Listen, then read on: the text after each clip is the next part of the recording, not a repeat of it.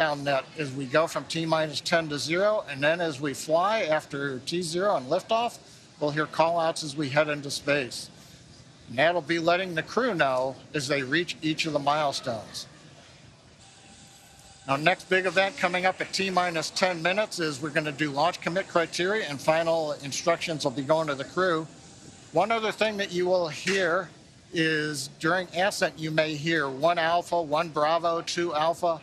These are launch escape states. As the Falcon 9 flies, if a launch escape was required, the crew on board knows where they are passing various points in the countdown, and that would tell Dragon what sequence of events to execute to come off of the Falcon 9 and bring the crew back safely down under the parachutes in the ocean. Right now, T-minus 10 minutes. Let's listen in to the countdown now. Dragon, SpaceX, confirmed crew displays are configured for launch. SpaceX Endeavour, we confirm they're configured.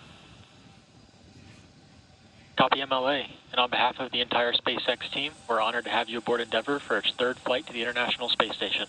Axiom 1 marks a new step in commercial spaceflight and research. We wish you a great mission, good luck, Godspeed, and enjoy the ride. Thanks for those words, Arthur. I've got a few of my own. I'm going to let my crewmate Eitan say it first, though. שלום.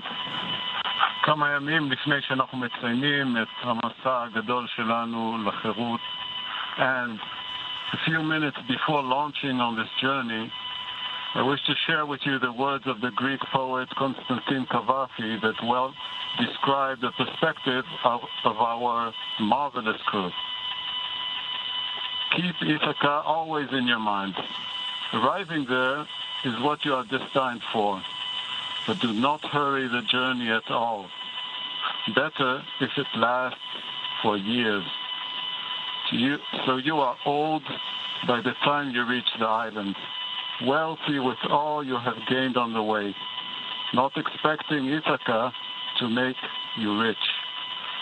Ithaca gave you this marvelous journey. בהצלחה X1, בהצלחה רקיע. Thank you, Eitan. I'm going to continue far less elegantly or eloquently, but as we sit here on the precipice of this new era in human spaceflight, we do so on the shoulders of professionals at SpaceX, NASA, and Axiom. We want to thank all the teams at SpaceX, Falcon 9, Dragon, the launch team, of course, closeout team, all of the folks in mission control, and of course our training teams.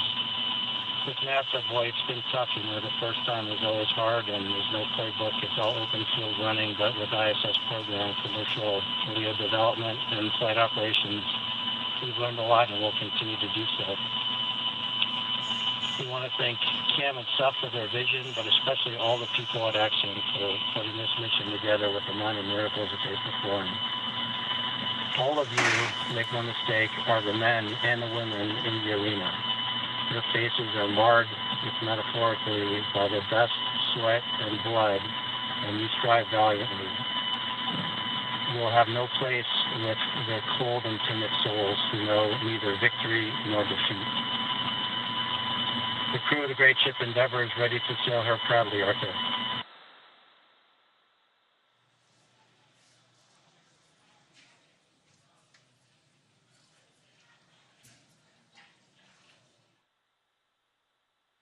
Some heartfelt words there. Stage 1 engine chill has started. All right, so there was the call that we have begun to chill the engines on the first stage.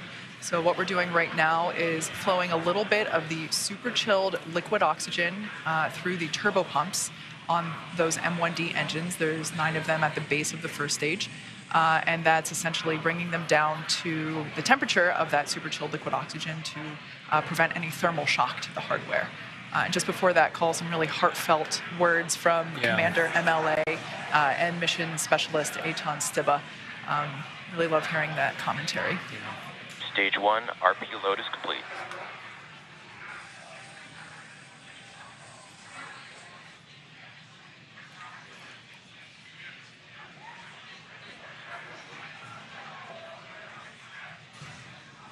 At this point in time, fuel is fully loaded on both the first and second stage. LOX loading continues on both stages.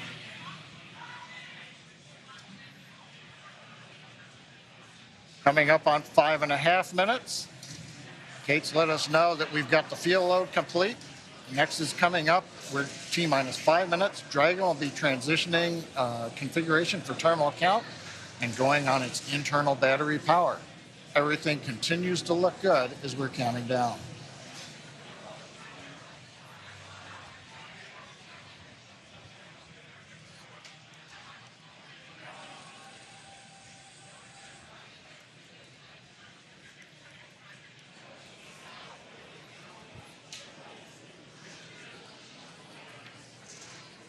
Dragon is in configure for terminal count. Falcon 9 tanks are pressing for strong back retract.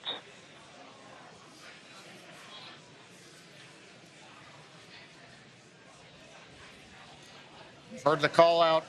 We're pressurizing the tanks for strong back retract. We'll hear a sequence momentarily. Strong back is retracting. Actually, that's the start of about a 1-minute sequence. At about T-minus 4 minutes, the clamp arms that you can see there will open. And then, back is retracting. And then we will see the retract from there. So we've heard the call out. That's the start of the sequence. Doesn't mean that the clamp arms are late opening. It'll take us a few more seconds. As you can hear, the excitement and the crowd is really growing here at SpaceX headquarters at Hawthorne, California. There you can see the clamp arms have begun to open.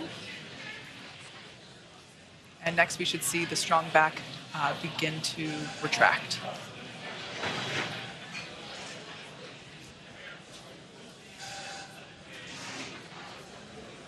This structure is what we basically use to transport the fully integrated vehicle to and from the hangar to the launch pad. And there you can see that strong back retraction has begun.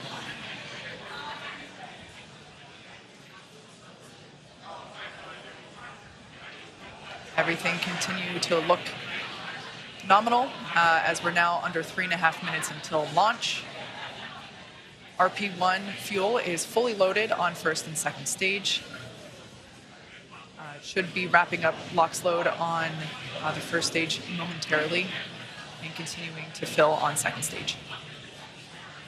Stage 1, LOX load is complete.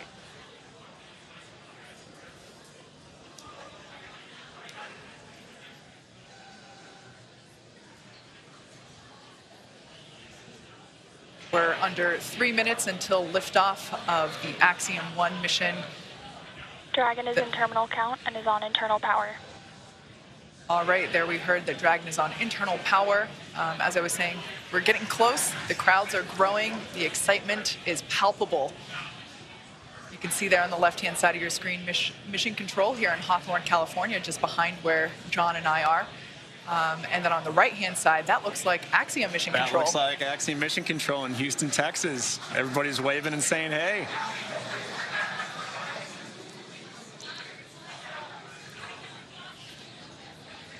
All right, at this point in time, that LOX load on first stage is complete. So the first stage is now fully loaded with all of its propellant. LOX load on second stage continues.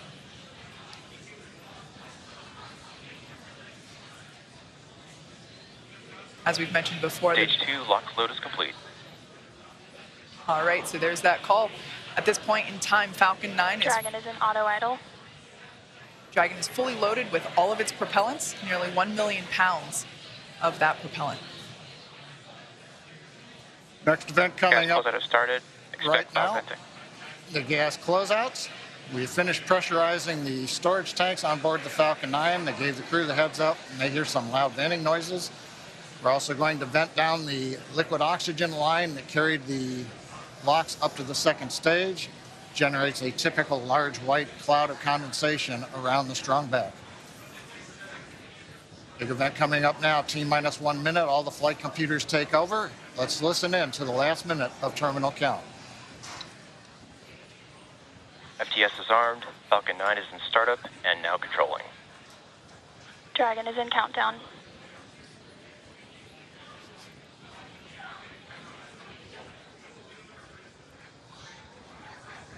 Dragon, SpaceX, go for launch. SpaceX Endeavour, we acknowledge, go for launch.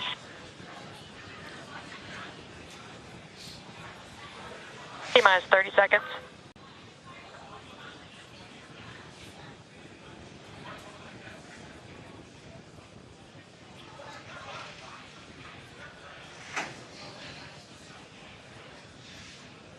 T-minus 15 seconds. 10, 9, 8, 7, 6, 5, 4, 3, 2, 1, 0. Ignition. Stop. Go Falcon, go Dragon. Godspeed, Axiom 1.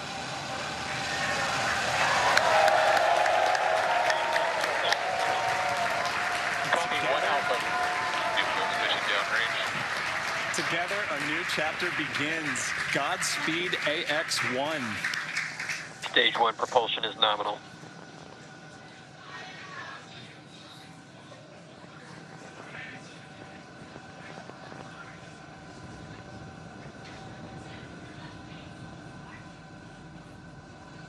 T plus 38 seconds into this historic mission, flying crew on board Dragon and Falcon 9. Orion, telemetry nominal. Stage 1 throttle down. Throttling down in the preparation for max dynamic pressure.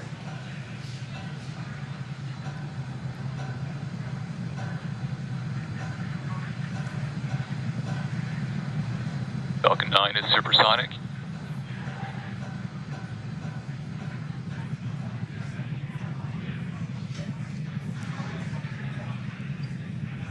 XQ.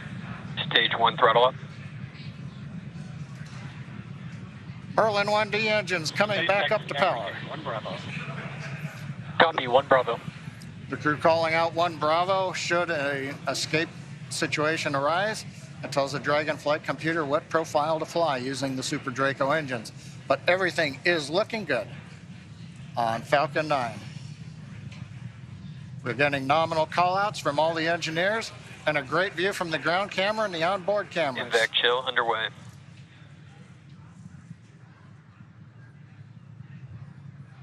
Beginning to chill in the second stage turbo pump in preparation for its ignition coming up in just over half a minute from now. Coming up on about 3.5 G's acceleration for the crew. We'll begin throttling down the Merlin engines to hold that level of acceleration.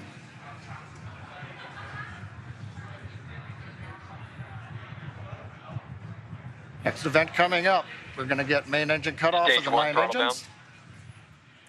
Get stage separation and ignition of the second stage engine.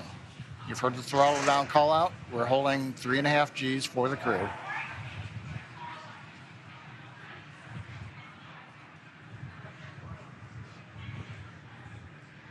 And Miko. Stage separation Copy 2 Alpha. Invac ignition.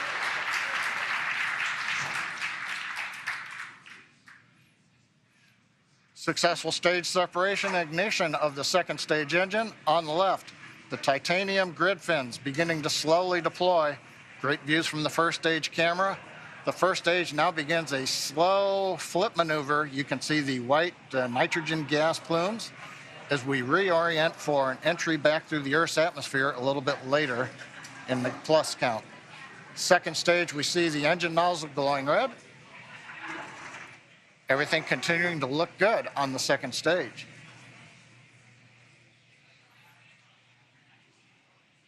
We should be hearing call-outs coming up to the crew here shortly on how the trajectory is looking.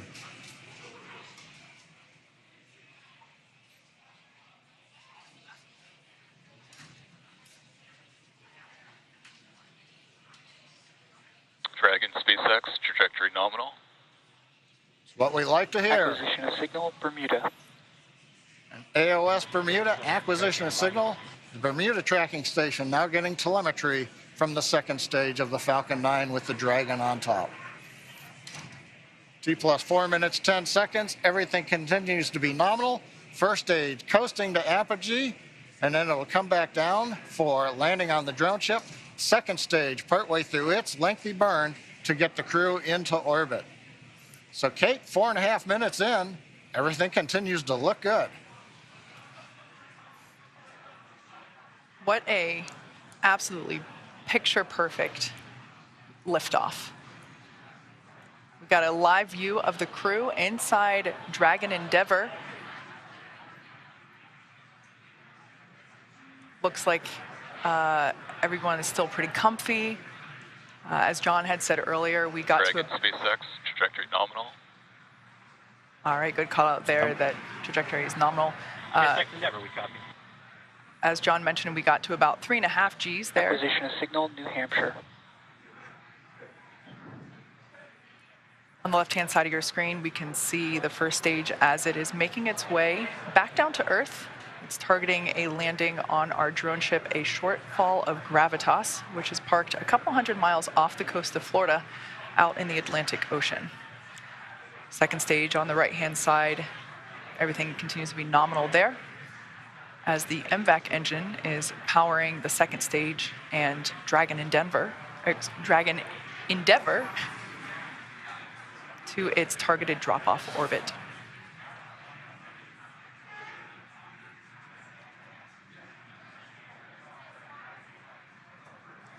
Absolutely beautiful views of both the first and second Dragon, stages. SpaceX, trajectory nominal.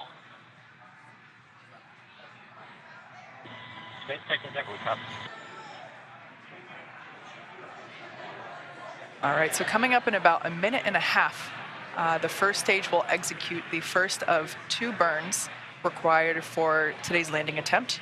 At about T plus 7 minutes and 30 seconds, we'll see the entry burn begin. That's where the first stage will ignite the center engine first, and then a couple seconds later, ignite 2 more engines, so a total of 3 engine burn, which will last about 29 seconds. The entry burn slows the vehicle down significantly as it re-enters back into the Earth's atmosphere. The first stage sees high drag, which scrubs roughly 70% of that velocity by the time that the landing burn begins. Stunning view where you can see the curvature of the Earth there on the left-hand side. Dragon, SpaceX, trajectory nominal.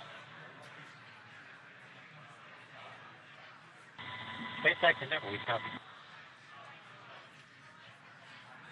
There you can see the nitrogen gas thrusters. So that's the puff of gas that you see there occasionally. That's used for attitude control systems. We also utilize those grid fins that you see. There are 4 of them placed around the booster. And those grid fins also help steer for a precise landing, either at Stage 1 entry burn startup.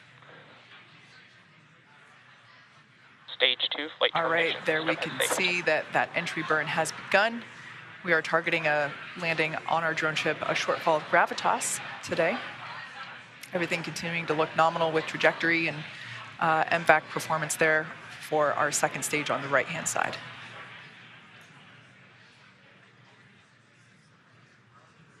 So we are conducting the entry burn. Previously, the booster was... Stage 1 entry burn shut down.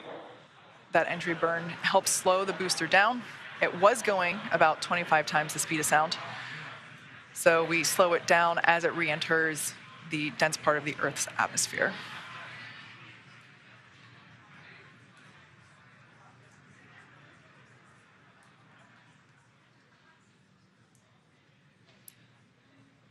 The next event is second engine cutoff, or SECO 1, as you see it there on the timeline at the bottom of your screen. Stage 2 internal guidance.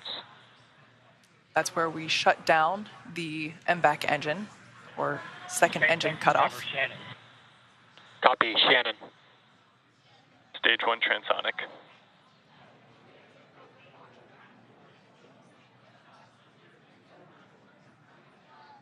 Note that our landing burn and second engine cutoff will occur about the same MVAC time. shut down.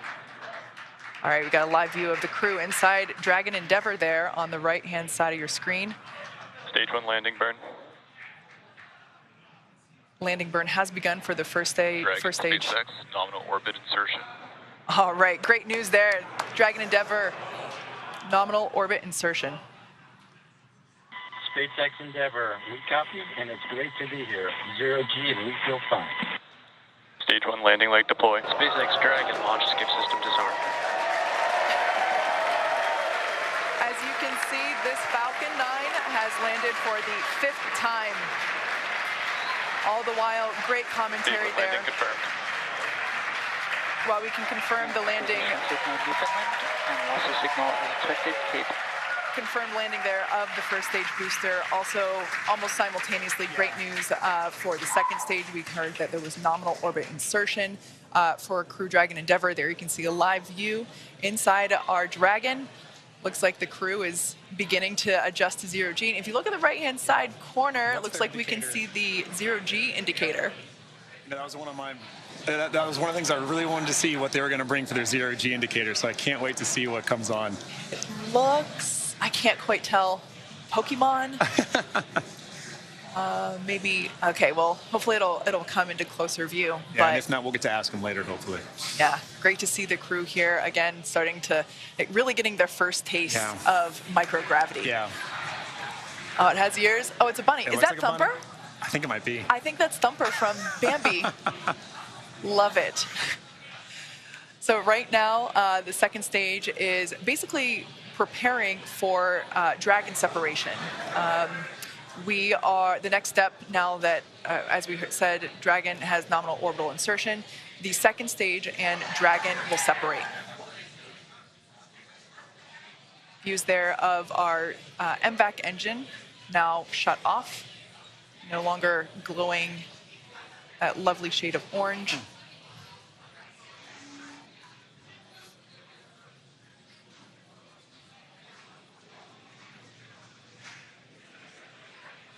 Right now, the second stage is about 200 kilometers above Earth.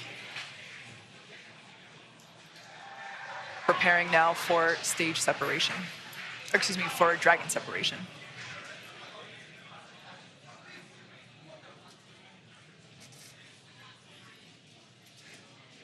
For those of you that have just recently joined us, we had an on-time liftoff of the Axiom 1 crew. They are now in space and coming up to separation from second stage, at which point they will then begin to make their journey, continue their journey to the International Space Station.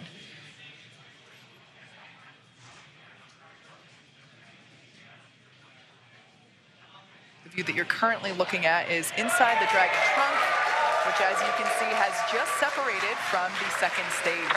Dragon separation confirmed. On behalf of the Falcon 9 team, welcome to space. Thanks for flying Falcon 9. You guys enjoy your trip to that wonderful space station in the sky. Do some great research for us. We'll look to see you back here underground. Now stand by for some words from LD. And MLA and the rest of the crew Endeavor, glad we got to have some fun this morning. We'll probably be calling an early weekend over here at the Cape. Pass you over to Anna and the team. You'll be in good hands. Godspeed, Endeavor. Enjoy the rest of your flight. Cheers. Hey, Mark, it was a lot of fun. I venture to guess we had a little bit more than you did. We thank you and your launch team, Girth, you and the Falcon 9 team. That was a hell of a ride, and we're looking forward to the next 10 days.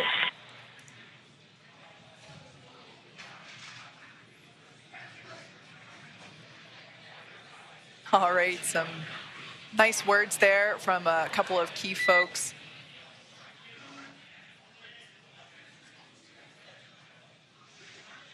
Our first Quindar tone of the mission. Yeah. I queued up right when I heard that. There we can expected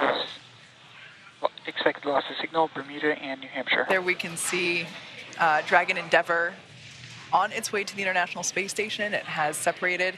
There's a view Dragon inside. SpaceX, we had nominal dehumidifier activation and service section Draco checkouts.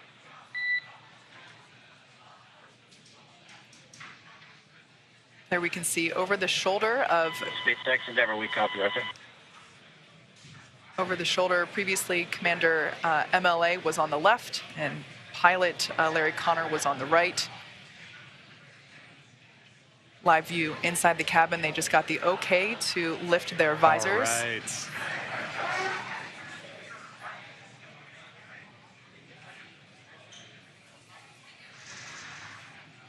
All right. So we can see that everyone is in space. Yeah. We can see that zero-G indicator floating around. Great view there of Dragon Endeavour. Now in space with the Axiom 1 crew on their way to the International Space Station. Yeah, I mean, this is a day of firsts. You know, this is my first time getting to participate in a launch like this. This is a first for Axiom. I mean, this is a first for spaceflight. And it's just wonderful to see such a picture-perfect launch. It really was. We saw the landing, and we saw orbital or zero-G insertion at the same time. I mean, that was perfect. Yeah. It was wonderful to see. All right, well, as I just said, today's launch is one for the history books. So to punctuate this milestone that NASA and commercial companies are able to achieve together, we go now to Kennedy Space Center, where Megan Cruz is with NASA's Kathy Leaders.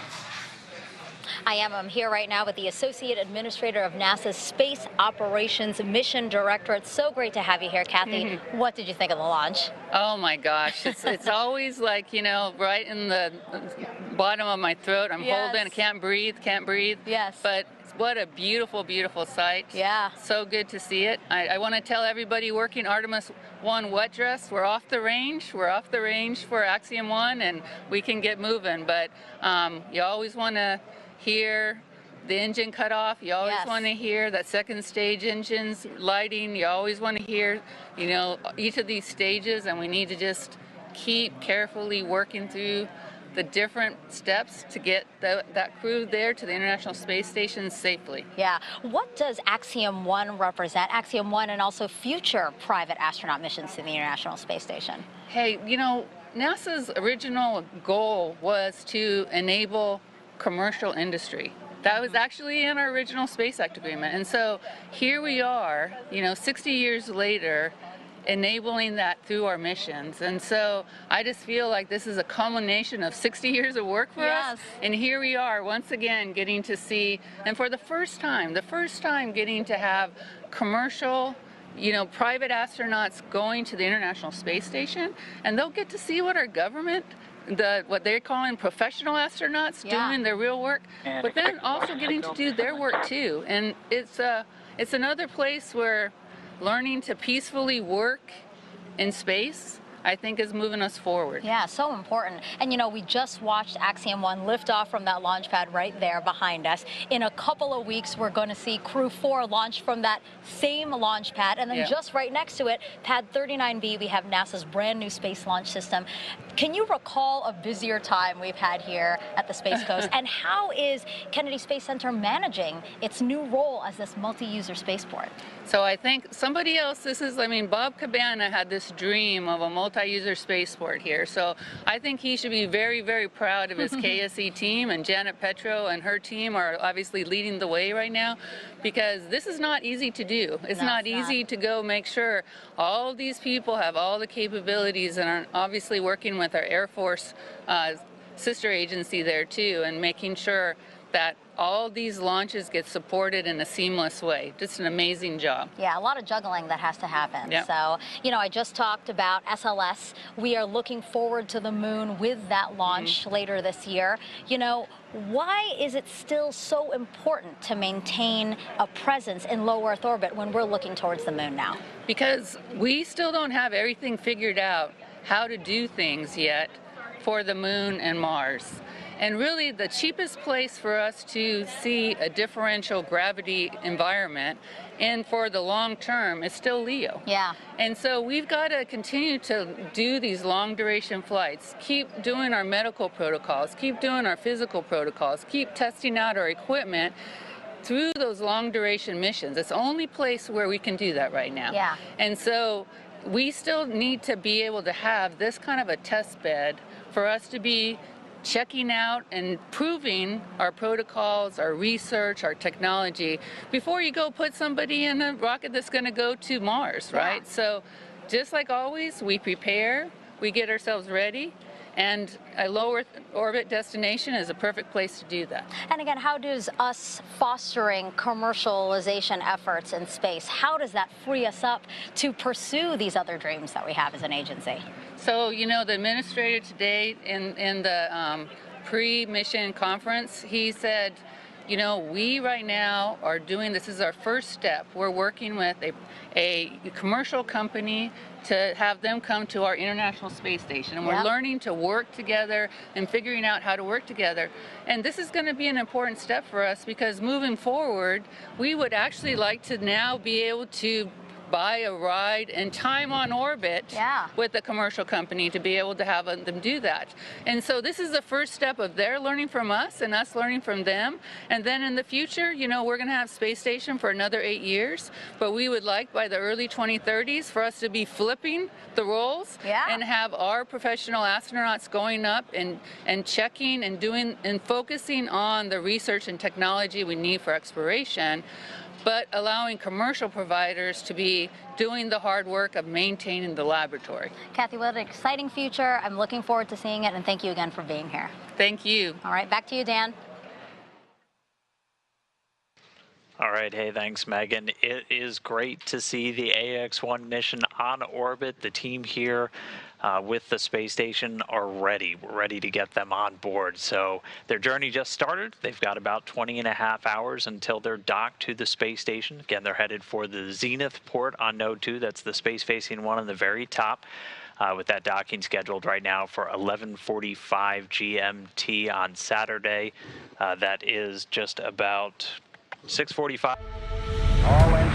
50 years ago, we pioneered a path to the moon. The trail we blazed cut through the fictions of science and showed us all what was possible. It's very pretty out here. Today, our calling to explore is even greater. To go farther, we must be able to sustain missions of greater distance and duration. We must use the resources we find at our destinations. We must overcome radiation, isolation, gravity, and extreme environments like never before. These are the challenges we face to push the bounds of humanity. We're going to the moon to stay by 2024, and this is how. This all starts with the ability to get larger, heavier payloads off-planet and beyond Earth's gravity. For this, we designed an entirely new rocket. The Space Launch System. SLS will be the most powerful rocket ever developed. And with components in production and more in testing, this system is capable of being the catalyst for deep space missions. We need a capsule that can support humans from launch through deep space and return safely back to Earth. For this, we've built Orion. This is NASA's next generation human space capsule. Using data from lunar orbiters that continue to reveal the moon's hazards and resources. We're currently developing an entirely new approach to landing and operating on the moon. Using our commercial partners to deliver science instruments and robotics to the surface, we are paving the way for human missions in 2024. Our charge is to go quickly and to stay, to press our collective efforts forward with a fervor that will see us return to the moon in a manner that is wholly different than 50 years ago. We want lunar landers that are reusable, that can land anywhere on the lunar surface. The simplest way to do so is to give them a platform in orbit around the moon from which to transition.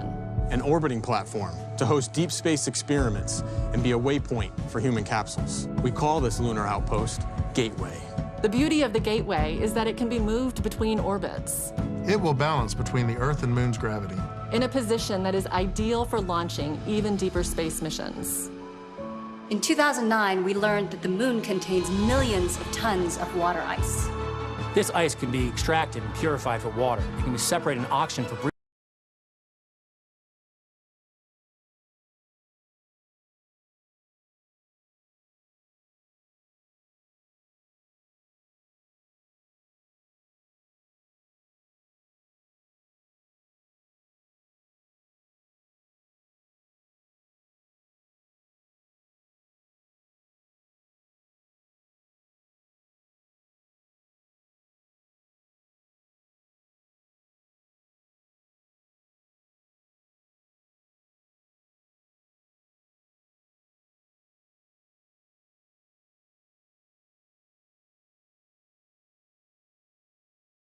case, but that is the case. They think that really the kid is the property of the district, and that parents really just need to be butt out. We reject that in Florida. That is not the way it's going to go.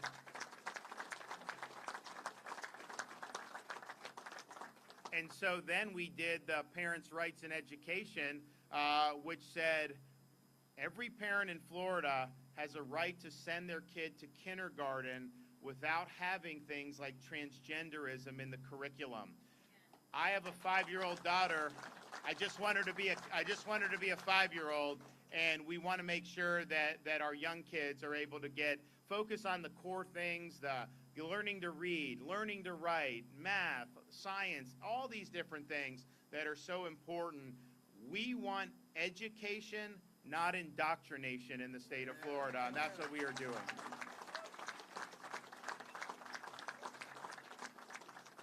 And I don't really care what the media says about that. I don't care what very left-wing activists say about that. I do not care what big companies say about that. We are standing strong, and we will not back down from that.